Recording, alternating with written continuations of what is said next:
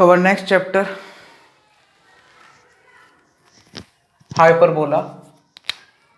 तो एलिप्स अब कंप्लीट कर दिया अभी हमने। कोनिक सेक्शन का ये लास्ट चैप्टर है, ठीक है। तो जैसे भी हम यहाँ पे तो फिर से वही,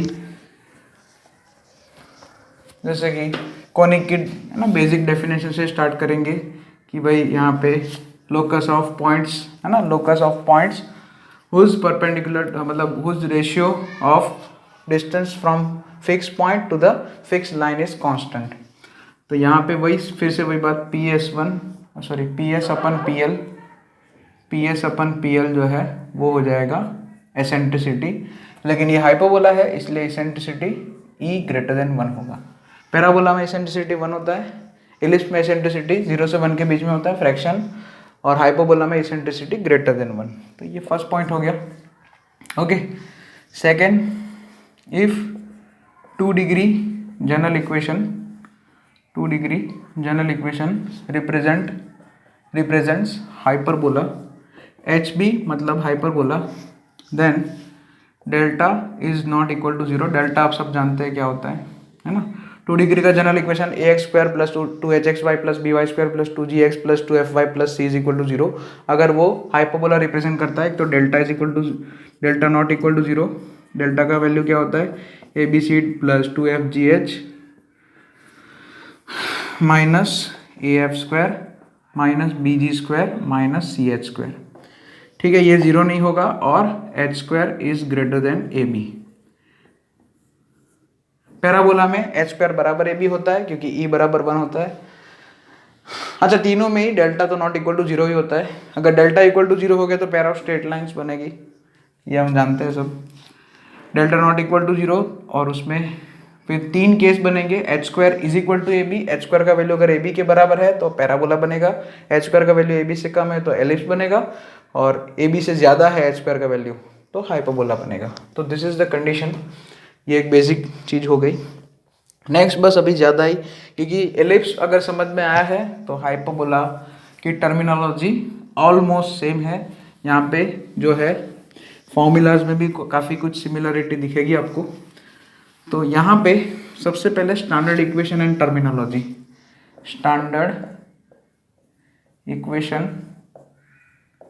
सबसे पहले स्टैंडर्ड इक्वेशन, तो जैसे एलिप्स का स्टैंडर्ड इक्वेशन था x square by A square plus Y square by B square is equal to 1, उसी तरह से हाइपरबोला का स्टैंडर्ड इक्वेशन हो जाएगा x square by A square minus y square by B square is equal to 1।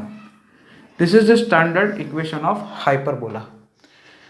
Okay, अब यहाँ पे ellipse में क्या था, जैसे एलिप्स हमारा था x square by A square plus Y square by B square is equal to 1। तो एलिप्स में क्या था, अगर ए ग्रेटर देन बी है तो हॉरिजॉन्टल एलिप्स बनता था, है ना, यहाँ पर फिर वो जो है, और ए लेस देन बी है तो वर्टिकल एलिप्स बनता था। लेकिन हाइपरबोला में कुछ ऐसा है नहीं, यहाँ पे ए और बी पे कोई डिपेंड नहीं करता है। ए और बी एक दूसरे से बड़ा छोटा हो सकता है, बराबर भी हो सकता है, ठीक है। वो बराबर होगा तो है ना वो रेक्टेंगुलर हाइपरबोला बनेगा, वो अभी फर्दर क्लासेस भी है ना, मतलब जो है नेक्स्ट क्लासेस में, सब्सिक्वेंट क्लासेस में, सब्सिक्वेंट लेक्चर्स में आपको दिखेगा। तो यहाँ पे A greater than B, B greater than A, ऐसा कुछ नहीं होता है हाइपरबोला में। बस यहाँ पे ये होता है कि कौन सा वेरिएबल पहले लिखा है। यहाँ पे x पहले लिखा है, बाद में y माइनस करके y, है ना, x square by A square minus y square by B square. तो अगर इस फॉर्म में लिखा है तो आपका आपका हाइपरबोला जो है वो हॉरिजॉन्टल बनेगा, हॉरिजॉन्टल नहीं कि हाँ। और अगर y वाला टर्म पहले लिखा गया तो वर्टिकल, यानी कि उसको बोलते हैं कॉन्जुगेट हाइपरबोला। वो अभी धीरे धीरे सीखते हैं, पहले तो ये हमारा जो स्टैंडर्ड हाइपरबोला है वो सीखते हैं। इस इक्वेशन को थोड़ा मैं रीराइट करता हूँ, और जैसे कि x square by A square plus Y square by, ये माइनस साइन जो है इस बी को दे दिया, यानी कि minus B square is equal to 1। यानी कि इलिप्स का जो इक्वेशन था x square by A square plus Y square by B square is equal to 1, उसमें मैंने क्या किया, बी स्क्वायर की जगह माइनस बी स्क्वायर से, बी स्क्वायर को माइनस बी स्क्वायर से रिप्लेस कर दिया। ऐसा हम थोड़ा ऑब्जर्वेशन करके बोल सकते हैं, ठीक है। तो काफ़ी कुछ चीज़ों में ऐसा आपको दिखेगा कि मान लिया इसेंट्रिसिटी की वैल्यू हो गई, इसेंट्रिसिटी की फॉर्मूला बन गई, फिर कुछ और चीज़ें हो गई, उसमें भी जो है आप जो है सीधा बी स्क्वायर की जगह माइनस बी स्क्वायर पुट करके वो फॉर्मूला बना सकते हैं। तो अब वही हम टर्मिनोलॉजी स्टार्ट करते हैं, ठीक है। तो उससे भी पहले, अच्छा ये तो हो गया। अब टर्मिनोलॉजी में वही फोकाई, मतलब फिर डायरेक्ट्रिक्स, फोकाई फोकस मतलब डायरेक्ट्रिक्स है, एसेंट्रिसिटी की वैल्यू हो गया वगैरह वगैरह, relation between A B and E, अच्छा ई ग्रेटर देन 1, ठीक है, relation between A B E वो सब लिखेंगे अभी। तो यहाँ पे ठीक है, इतना तो हो गया। अब यहाँ पे थोड़ा और एनालिसिस है। X square by A square, अगर मैं minus y square by B square वाला टर्म उधर ले जाऊँ तो क्या आ जाएगा, 1 plus Y square by B square. A square इधर भेज दो तो एक्स स्क्वायर का वैल्यू क्या आ जाएगा, A square into 1 plus Y square by B square. अब यहाँ पे ध्यान से ऑब्जर्व करिए, तो ये लिखा है 1 plus Y square by B square. Y square by B square positive quantity है, उसमें एक ऐड किया तो ये हमेशा ग्रेटर देन और इक्वल टू 1 होगा। उसको ए स्क्वायर से मल्टीप्लाई किया तो ये जो राइट हैंड साइड की जो पूरी क्वांटिटी है उसका वैल्यू हमेशा ग्रेटर देन और इक्वल टू ए स्क्वायर होगा, यानी कि एक्स स्क्वायर का वैल्यू ए स्क्वायर या उससे ज़्यादा होगा, यानी कि एक्स का वैल्यू ए या उससे ज़्यादा या तो माइनस ए या उससे कम, यानी कि ए कमा 0 है ना, ए कमा 0 और माइनस ए कमा 0, मतलब वो तो, अच्छा यहाँ पे मेजर एक्सिस नहीं बोलेंगे, वो जो एक्सिस होगी ना, एक्सिस जो होगी, जैसे पैराबोला में क्या बोलते हैं, एक्सिस ऑफ पैराबोला, एलिप्स में बोलते हैं मेजर एक्सिस माइनर एक्सिस। यहाँ पे एक्स एक्सिस को हम ट्रांसवर्स एक्सिस बोलेंगे, ट्रांसवर्स एक्सिस, और वाई एक्सिस को कॉन्जुगेट एक्सिस बोलेंगे for this standard hyperbola, conjugate axis.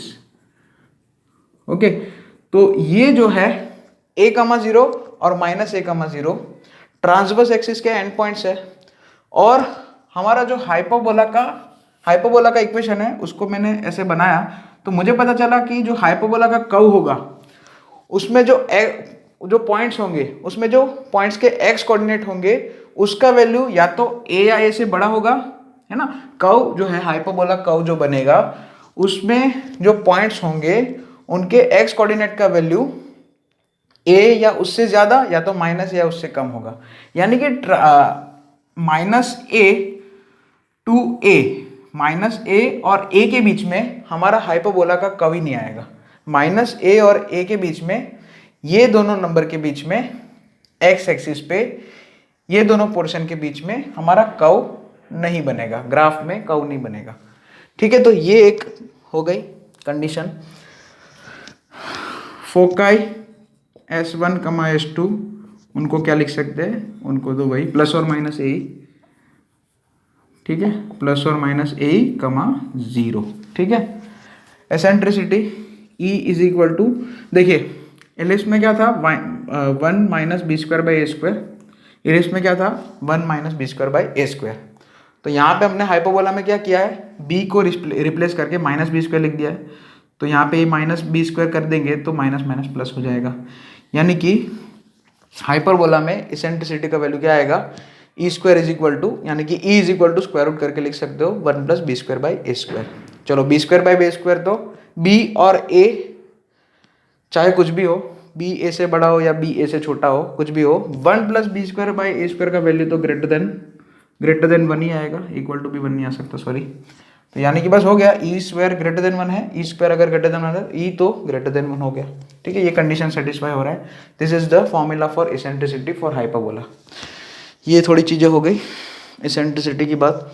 अब जो है हम, अच्छा हाँ, यहाँ पे एक और ए बी और ई में रिलेशन, ए स्क्वायर से मल्टीप्लाई करो तो ए square E square is equal to A square plus B square. English में क्या था, A square is equal to A square minus B square, बस वही माइनस बी स्क्वायर का माइनस बी स्क्वायर हो गया बस खाली। तो ये एक रिलेशन ये भी याद करेंगे, हाँ, मतलब क्वेश्चन सॉल्व करने के पर्पज से। उसी तरह से यहाँ पे ए स्क्वायर इधर भेज दो तो बी स्क्वायर का वैल्यू हो जाएगा ए स्क्वायर इधर आएगा, उन दोनों में से ए स्क्वायर कॉमन, तो ए square into a square minus 1। याद करो एलिप्स में ये रिलेशन क्या था, b square is equal to A square into यहाँ पे पलट दिया था 1 माइनस ए स्क्वायर, उसी को मतलब यहाँ पे पलट दिया जाएगा, ई स्क्वायर माइनस 1 लिखा जाएगा। आप तो ऐसे याद रखो कि हाइपरबोला में इसेंट्रिसिटी का वैल्यू ई ग्रेटर देन 1 होता है, इसलिए ई स्क्वायर माइनस 1 लिखना पड़ेगा। एलिप्स में क्या था, ई लेस देन 1 था, इसलिए 1 माइनस ई स्क्वायर। एलिप्स में क्या था, 1 ई स्क्वायर से बड़ा था, यहाँ पे ई स्क्वायर 1 से बड़ा है, इसलिए ई स्क्वायर माइनस 1। ओके, क्योंकि बी स्क्वायर खुद पॉजिटिव है। बस ऐसे ही थोड़ा थोड़ा एल्जेब्रिकली भी हम जो है याद रख सकते हैं। हम जो है सीधा ही डायरेक्ट जो है एलिप्स और हाइपरबोला के जो रिजल्ट्स है डायरेक्ट ही कंपेयर कर सकते हैं। अच्छा, डायरेक्ट्रिक्स भी लिख देते हैं। डायरेक्ट्रिक्स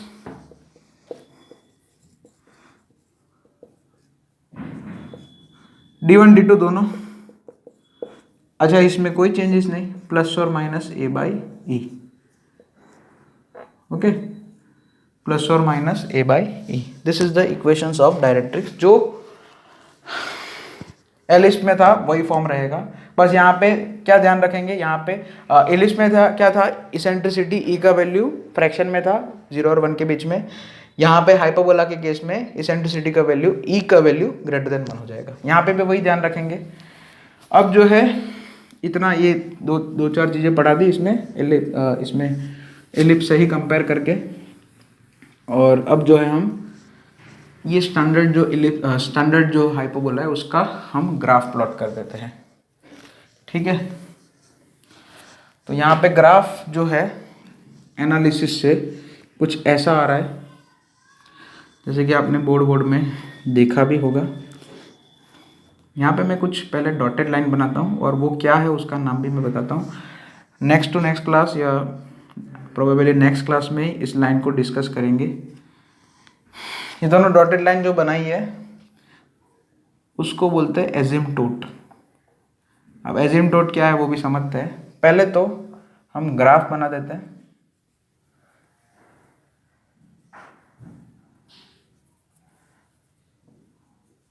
देखिए a,0 और ये a1 और ये a2 सिमेट्रिकल। यहाँ ये हो गया हमारा a,0, ये हो गया हमारा -a,0। तो हमारा ग्राफ जो है इन दोनों पॉइंट्स के बीच में ये वाले पोर्शन में कभी नहीं आएगा अगर ये वाला फॉर्मेट है, मतलब हमारा जो है हॉरिजॉन्टल हाइपरबोला है। तो ये जो है ऐसे यहाँ पे कर्व बनेगा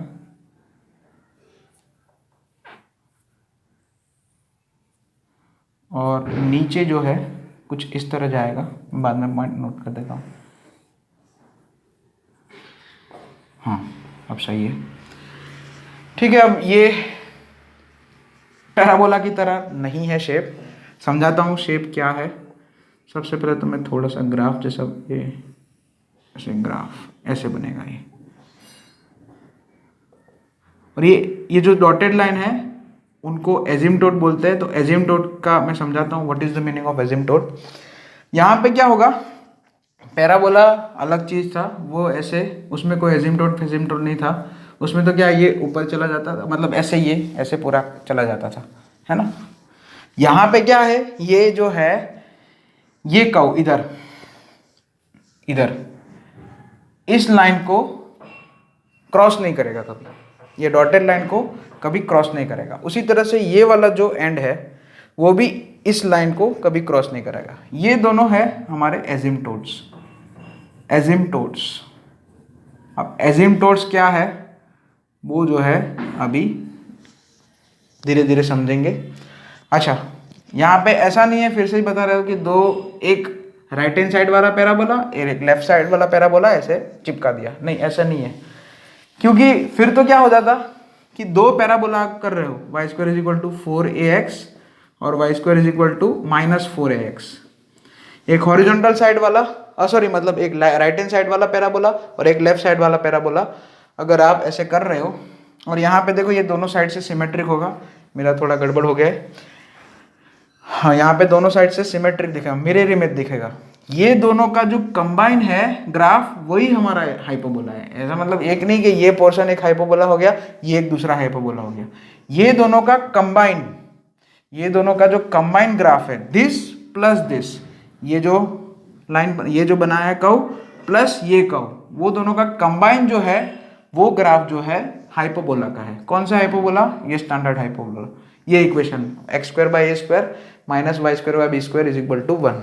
और जो डॉटेड लाइन बनाई वो एजिम्पटोट है। अब मैं क्या बोल रहा हूँ, ये दोनों पैराबोला नहीं है, ये दोनों ऐसे एक राइट हैंड साइड वाला पैराबोला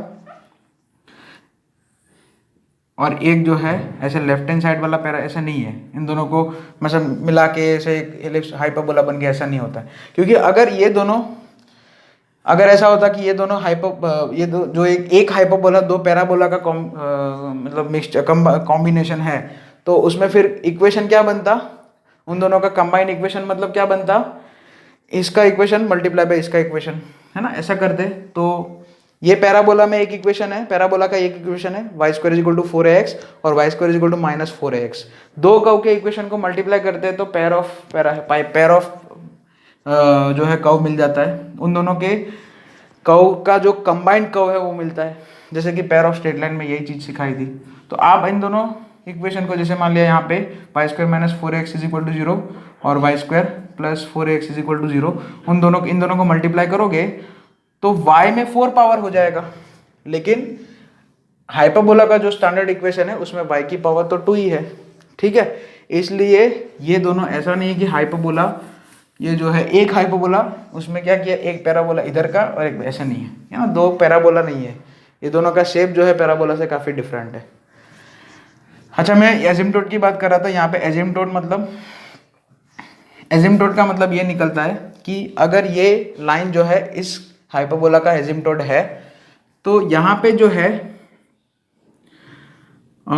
डिस्टेंस, परपेंडिकुलर डिस्टेंस जो है ये कम होता जाएगा। मतलब ये जो कर्व है इस लाइन को अप्रोच करेगा इन्फिनिटी तक, क्रॉस नहीं करेगा, टच नहीं करेगा। या ऐसा क्रूड लैंग्वेज में ऐसा बोल सकते हैं कि इनफाइनाइट पे ये कर्व और ये लाइन एक दूसरे को टच करेंगे। इनफाइनाइट कहाँ पता नहीं, ठीक है।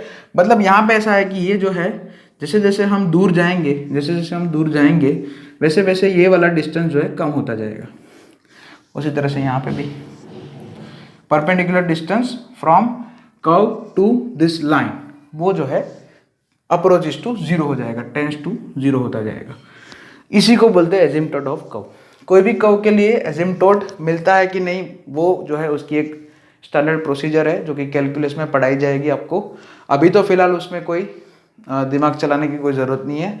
अभी तो हम जो है, अच्छा ये एजिम्पटोट के इक्वेशन कैसे आएंगे उसको भी है जो है नेक्स्ट क्लास में हम डिस्कस करेंगे। अभी तो फिलहाल यही देखना है।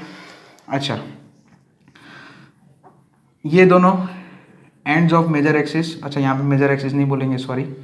एक्स एक्सिस को क्या बोला था मैंने, transverse axis, okay. X axis को क्या बोलते हैं, टी ए, और वाई एक्सिस को सी ए, कॉन्जुगेट एक्सिस। अच्छा, यहाँ पे S1 यहाँ पे आएगा, S1 और S2 जो है कुछ यहाँ पे आ जाएगा माइनस ए कमा 0, ठीक है। S1 ऑफ ए 0, क्योंकि ए यहाँ पे E 1 से ज़्यादा है, मतलब ए से ज़्यादा होगा। इलिप्स वाले केस में S1 जो है अंदर था, A1 जो है बाहर था, अगर याद हो तो। ओके, बस यहाँ तक ये जो है मैंने ग्राफ बना दिया, इसको आप नोट कर लेना। और भी चीज़ें इसमें लिख देते हैं, 1 मिनट।